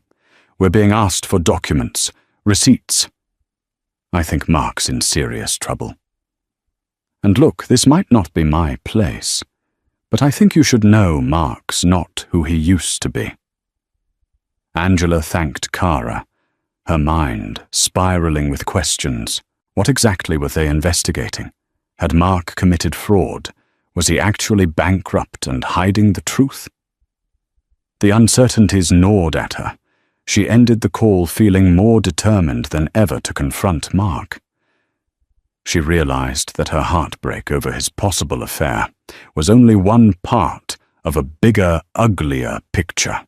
If he was entangled in financial crimes, her unborn child's future would be at stake too. In Fiji, Mark was irritated to see a slew of missed calls from Brian and a cryptic text from Caldwell. "We need to talk ASAP." He tried to keep his calm exterior, but Cassie noticed the worry lines etched across his brow. Over an expensive bottle of wine at a cliffside restaurant, Mark finally admitted to her that the IRS might be launching a routine audit, but insisted it was nothing major. Cassie, who had heard different rumors from her insider network, suspected it was more serious than Mark let on. Yet she feigned reassurance, drawing Mark into a languid embrace. They'd handle it together, she cooed. They were unstoppable when united. That night, however, Cassie stepped outside onto the moonlit beach and placed a phone call to one of her closest confidants, an attorney who specialized in corporate law. Just in case she wanted to know her rights and potential liabilities, if Mark went down, Cassie had no intention of going down with him. Far away from that tranquil beach, Mallory Finch and her team worked late hours, scanning through reams of documents. Something big was surfacing, a web of shell companies, unaccounted funds, and potential tax evasion, so blatant it nearly dared the authorities to react. As she compiled her findings, Mallory sensed a storm about to erupt. The wealthy always believed they could outrun the law, but in her experience, hubris was their undoing. She gave a final glance at Mark's social media feed, scoffing at the gall of a man who flaunted paradise while standing at the brink of a scandal. Angela stood at the top of the grand staircase, the late afternoon sun illuminating her pregnant silhouette as she awaited Mark's return. She had summoned every last shred of courage to do what she should have done weeks ago, demand answers face to face. The house staff, sensing the tension, made themselves scarce. Rarely did Angela request the entire household's presence be minimal, but now she needed privacy. She needed space to unleash her anguish without an audience. Finally, Mark entered, dragging a suitcase behind him. He looked exhausted, yet still wore that forced confidence he had perfected in boardrooms. Angela's throat constricted at the sight of him. This was the man she'd once adored, now nearly a stranger. "We need to talk," she said, her voice trembling with suppressed anger and hurt. Mark's immediate instinct was to deflect Angela. "I've just come off a long flight. Can we do this later?" He began massaging his temples dramatically, but Angela stood firm, crossing her arms protectively over her belly. "No, now."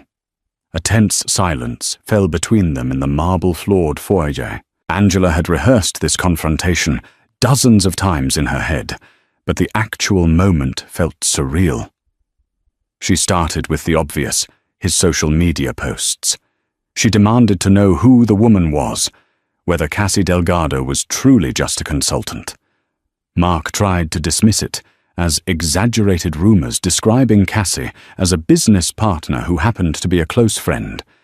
Yet Angela's tears and fury dissolved any illusions.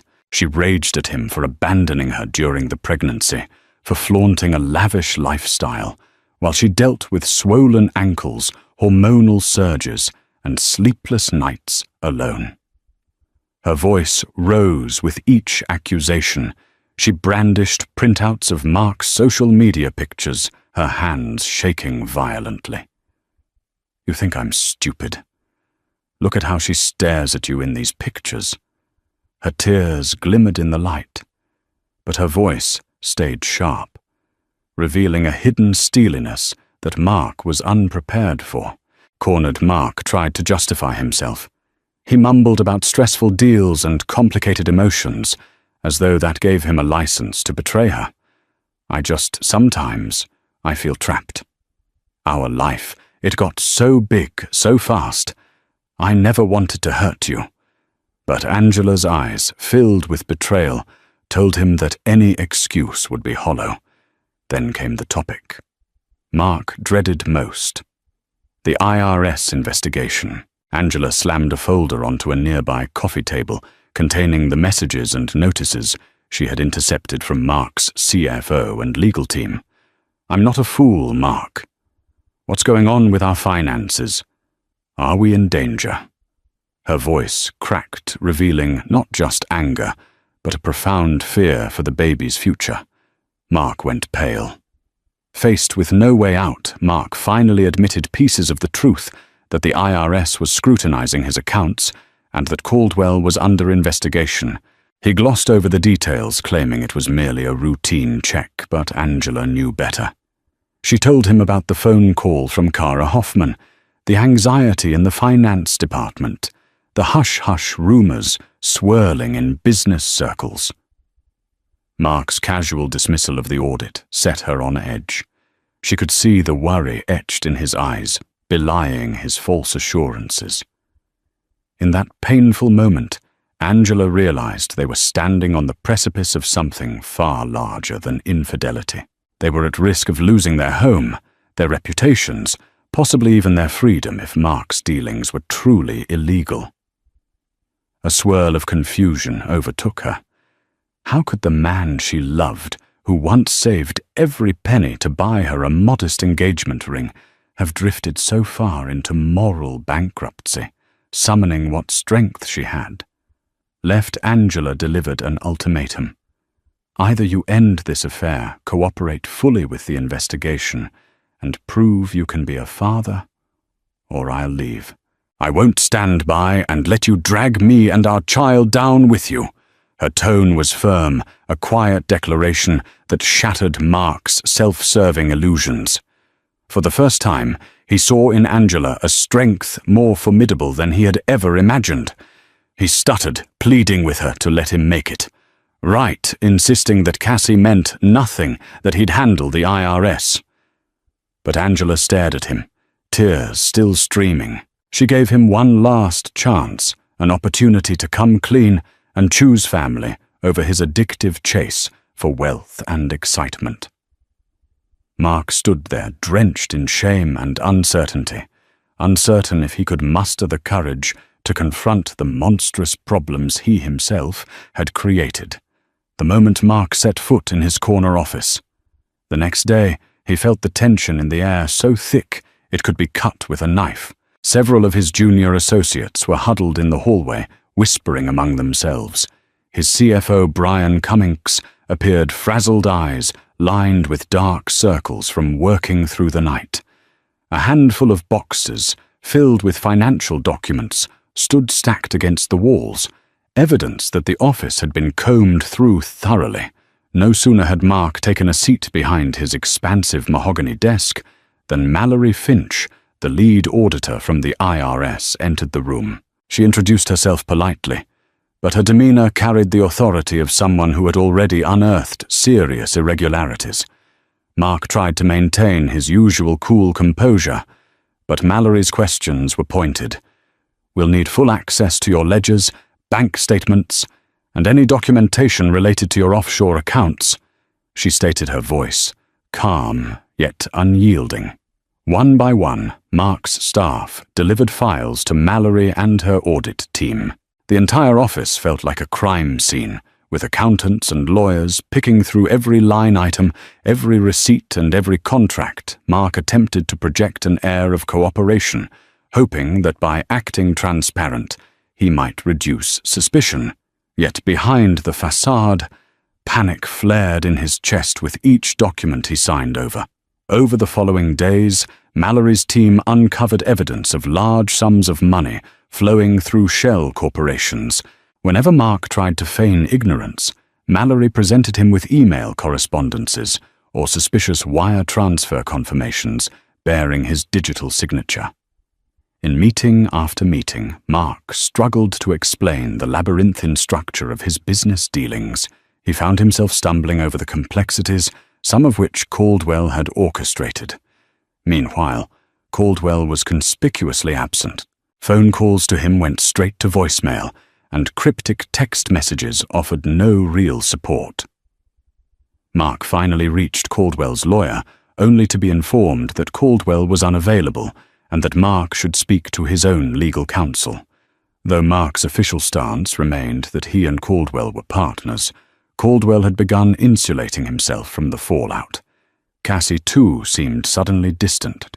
She had been helpful before, but once the audit gained momentum, she avoided dropping by the office or appearing with Mark publicly. She insisted it was best to keep a low profile until the situation blew over. Privately, Cassie was assessing whether Mark was worth sticking around for, or if she should jump ship to protect her burgeoning career.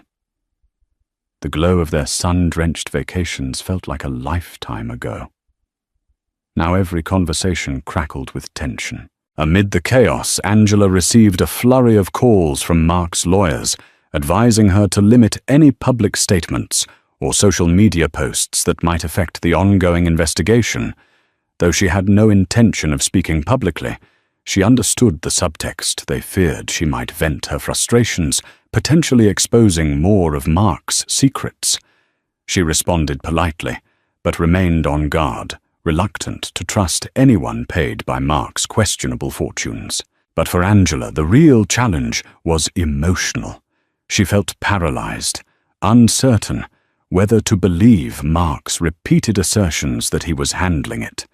With each day, her baby grew inside her, a silent testament to the gravity of the life choices swirling around her. She was torn between anger, heartbreak, and the faint hope that Mark could somehow rectify the damage he'd wrought. As the audit wore on, Mark's worst fears materialized. His personal finances, those he had guarded most fiercely, were now under scrutiny. Mallory's team discovered that some of his lavish personal expenses were siphoned directly from corporate accounts. Worse, there was evidence of tax fraud, with Mark claiming deductions for luxury trips that in reality had nothing to do with legitimate business. It was the perfect storm for a case that could escalate beyond simple fines into criminal charges. In a tense meeting late one evening, Mark's legal counsel laid everything on the table. If you don't fully cooperate and provide any remaining documents, the IRS may pursue charges. You could face prison time, Mark reeled. Jail had never been part of his wildest calculations.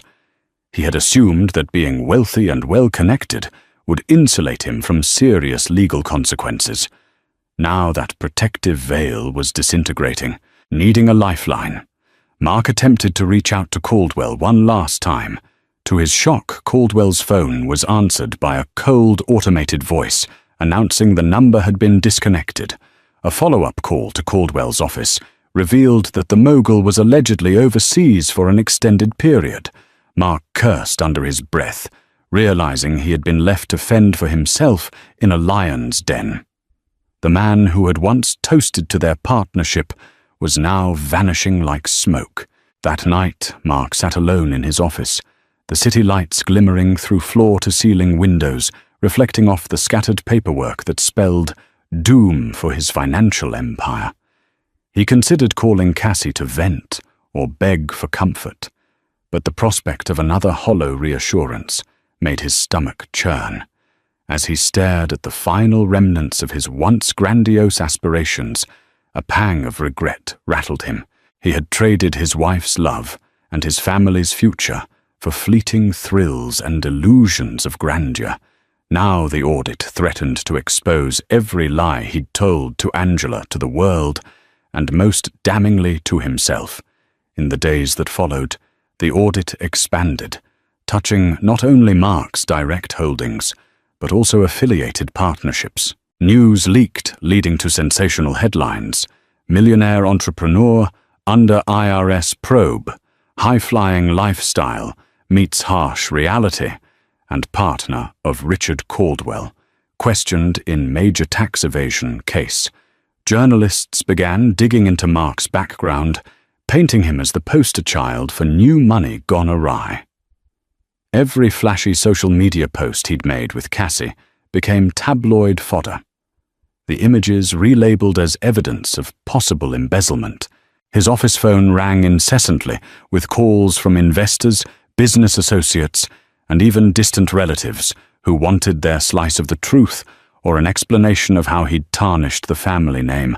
Mark's PR team scrambled to contain the fallout, spinning statements about how he was fully cooperating with authorities.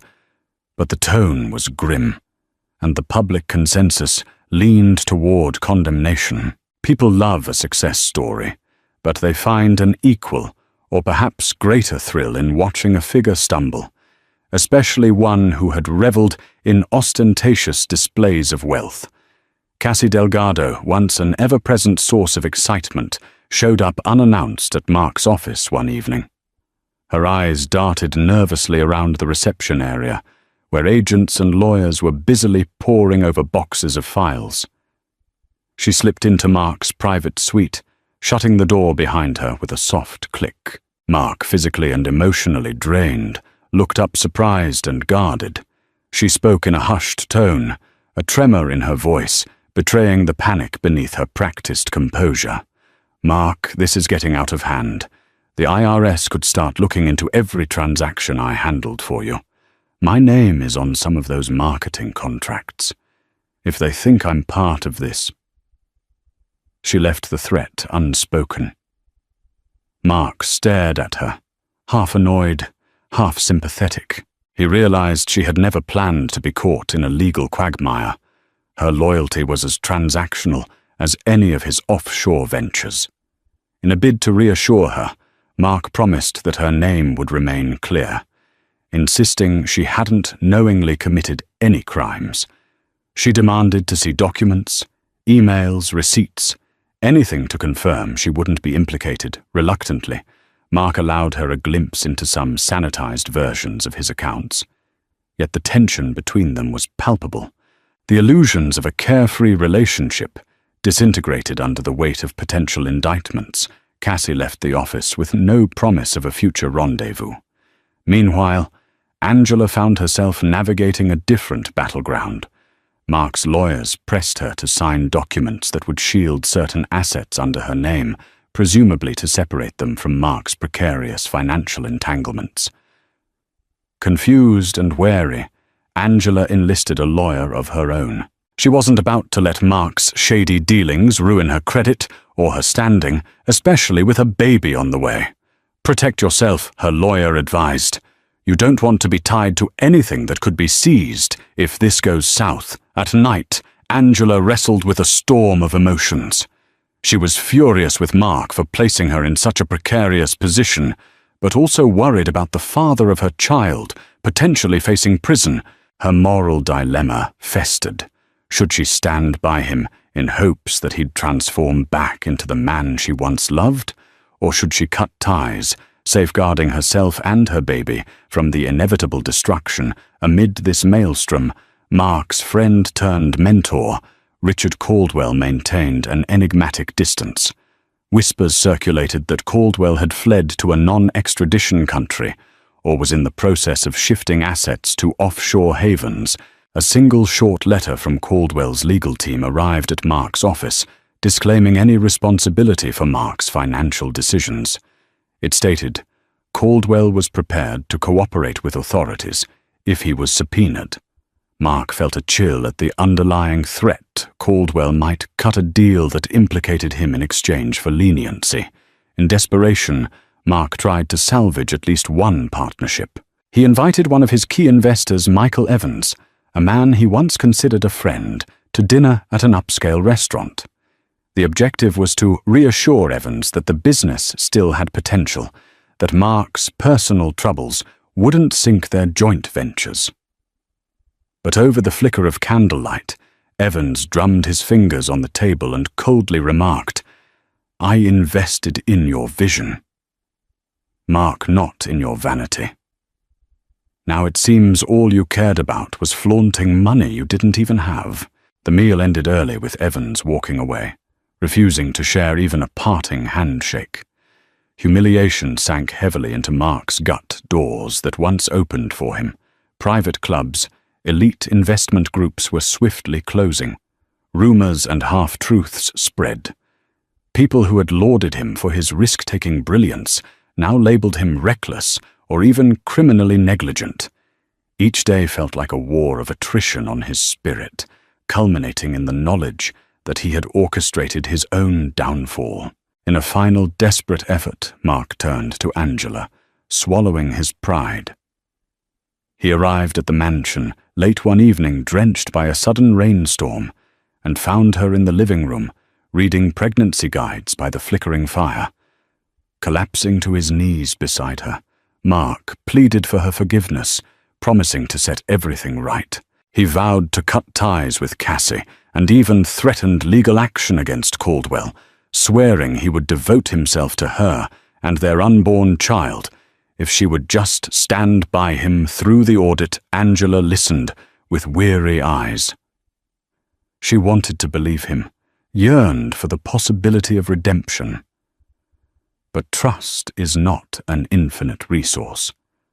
However profound her love might have been, it was battered and fragile now. "Mark," she whispered, voice trembling, "I need more than promises. I need a reason to believe you'll truly change for once." Mark had no clever comeback, no glib assurance. He simply held Angela's hands in his own, the silent tears mixing with the rainwater dripping from his hair. Yet in her mind, Angela couldn't shake the image of him, carefree on some exotic beach, while her tears stained the floors of an empty home. Whether he was truly remorseful or just desperate to avoid utter collapse, she couldn't quite discern. The inevitable moment came one crisp autumn morning. Mark received a summons detailing the IRS's intent to pursue charges of tax fraud, money laundering, and conspiracy to evade taxes. Although formal indictments had not yet been filed, the document spelled out enough to shake Mark to his core. If convicted, he could face hefty fines and potentially years behind bars. News outlets pounced on the story, fueling public outrage over Mark's ostentatious lifestyle at the expense of unpaid taxes and possible illegal gains. Overnight, he became a pariah. The viral hashtag #NoahRutherford trended across social media, accompanied by pictures from his once vaunted Instagram feed. Memes ridiculed him as a cautionary tale of greed and moral decay. As the IRS case progressed, Mark's lawyers advised him to seek a plea deal, something that might reduce jail time if he cooperated fully and revealed any co-conspirators. Mark balked at first.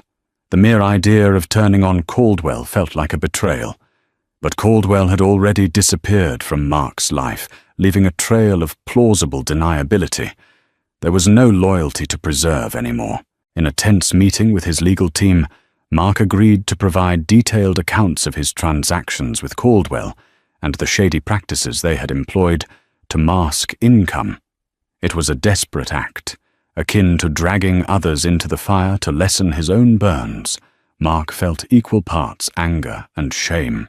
His once proud confidence had eroded, leaving behind a man grasping for any lifeline. Meanwhile, Angela watched from the sidelines, sickened and heartbroken. She was summoned as well, though primarily as a witness. Her name was on certain joint bank accounts. Her baby bump had grown. Each kick reminded her of the new life she was trying to protect. She prepared herself to testify, truthfully determined not to lie for Mark. If he had ever truly loved her, he wouldn't force her into the role of accomplice. Cassie Delgado, too, was called for questioning.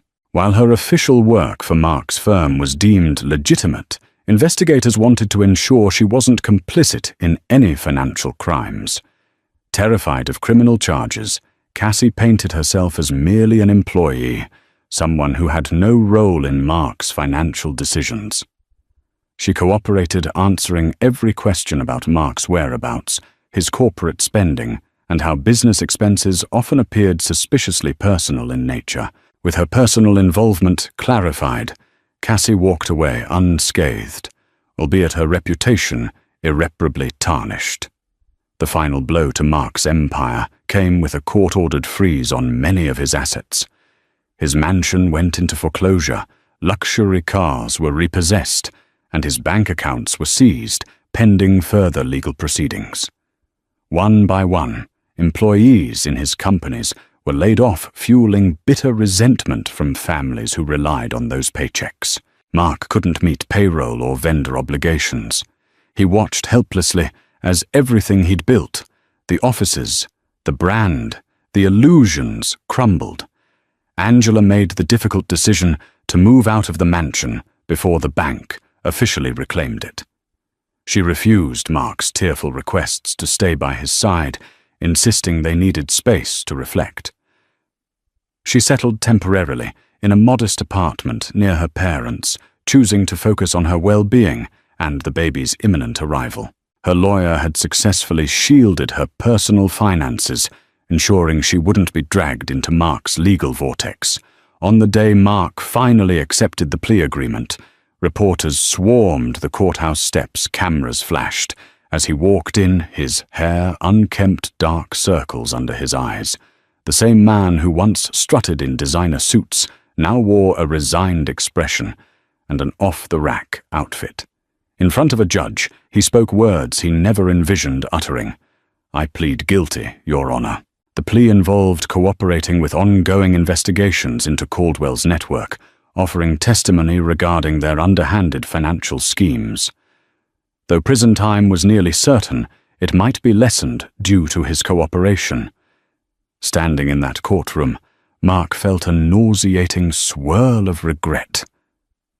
He flashed back to simpler times, when a faithful wife, a small apartment, and a dream for a better life had been enough. How far he had strayed. Walking out to a chorus of shouted questions from journalists, Mark said nothing. His lawyer shielded him, guiding him into a waiting car. As they pulled away, he glimpsed a billboard on a nearby building. It displayed a gleaming tropical scene, with a couple laughing on a beach, a seductive advertisement for holiday packages. He closed his eyes, remembering his social media posts with Cassie under exactly such a sun. The irony was as bitter as the metallic taste of fear and regret on his tongue. In the ensuing weeks, Mark prepared for sentencing. The judge would weigh his cooperation against the severity of his crimes. He resided in a small, barren apartment, a far cry from his former luxury. The silence at night was deafening, and sleep evaded him. He alternated between making calls to his remaining legal counsel and drafting letters of apology to employees, to business partners, and most painfully to Angela. While Mark grappled with his new reality, Angela focused on hers. She continued prenatal checkups, often accompanied by her supportive mother.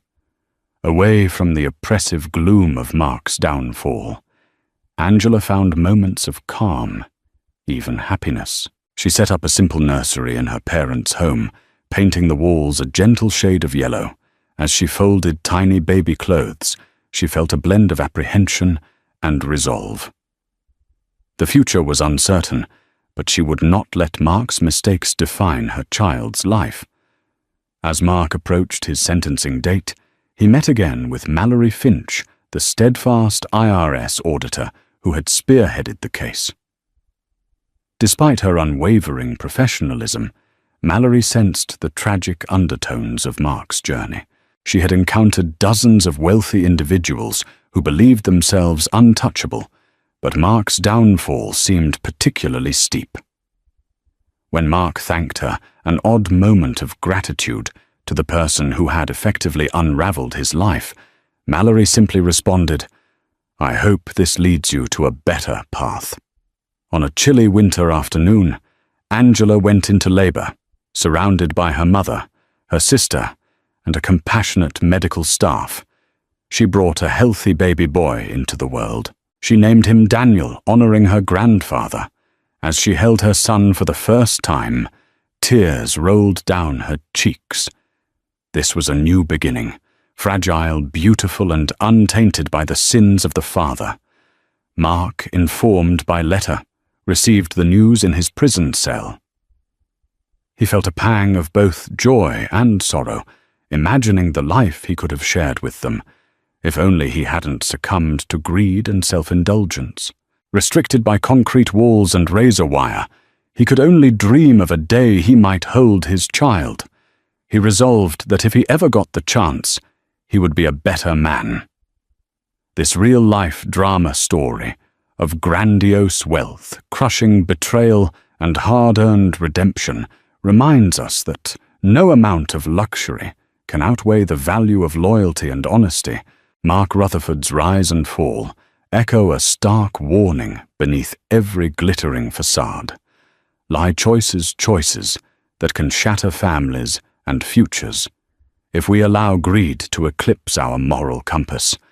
Angela's journey underlines the power of inner strength. By choosing integrity over complicity, she protected not just herself, but the next generation. Thank you for staying with us until the end of this gripping saga. If you found value or inspiration in Angela's resilience and learned from Mark's tragic lessons, please take a moment to like this video, share it with others who need a wake-up call, and subscribe to our channel. Together, we continue to explore life's most dramatic stories, reminding ourselves of the profound consequences of our actions and the resilience of the human spirit.